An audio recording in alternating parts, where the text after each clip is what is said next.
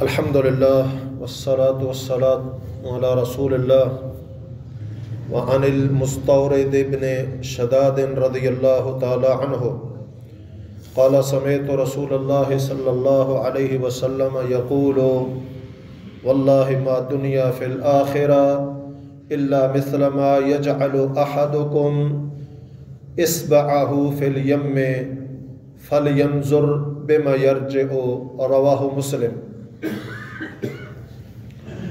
مستورد بن شداد رضی اللہ عنہ فرماتے ہیں کہ رسول کریم صلی اللہ علیہ وسلم سے میں نے سنا، آپ فرما رہے تھے اللہ کی قسم ہے آخرت کے مقابلہ میں دنیا کی مثال بس اتنی ہی ہے جیسے تم میں سے کوئی شخص اپنی انگلی سمندر میں ڈالے پھر وہ اسے باہر نکالے تو اس پر غور کرے کہ وہ کتنا پانی اس انگلی کے ساتھ آ گیا ہے۔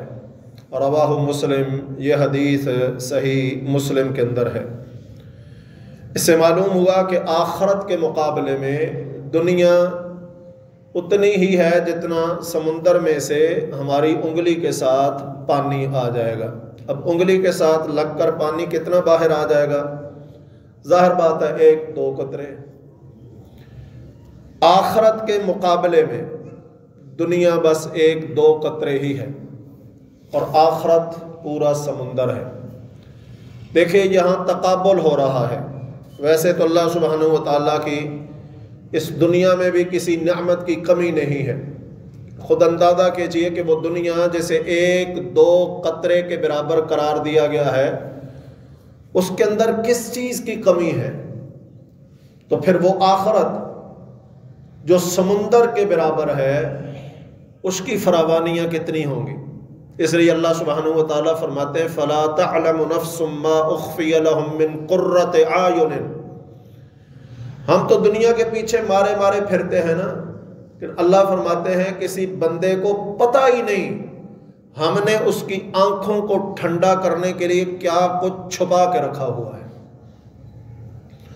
تو جو اللہ سبحانہ و تعالیٰ نے دنیا دی ہے یہ بہت معمولی ہے آخرت کے مقابلے میں، اور آخرت دائمی ہے، ہمیشہ کی ہے اور بے حساب ہے۔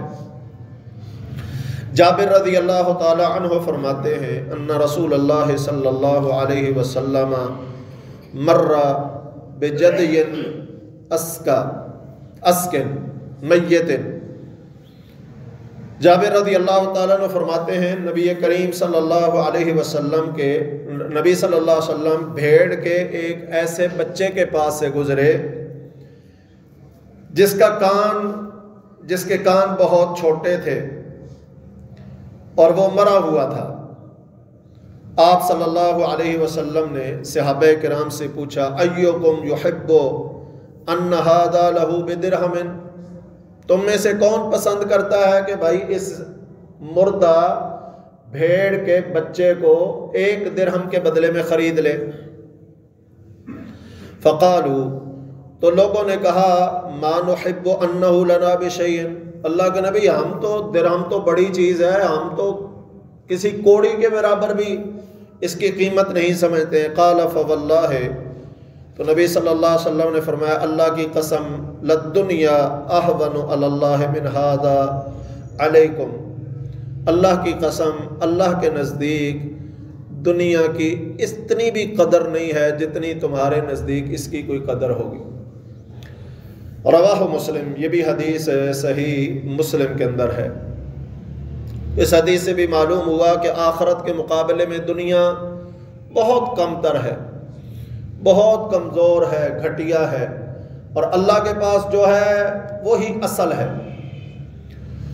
اب مردہ بکری کے بچے، بھیڑ کے بچے سے اللہ کے نبی نے دنیا کی تشبیہ دی ہے، اور میں جیسے تمہارے نزدیک اس کی کوئی حیثیت قدر قیمت نہیں ہے نا، بیکار ہے، اسی طرح اللہ سبحانہ و تعالیٰ کے ہاں اس دنیا کی کوئی قدر قیمت نہیں ہے، بیکار ہے۔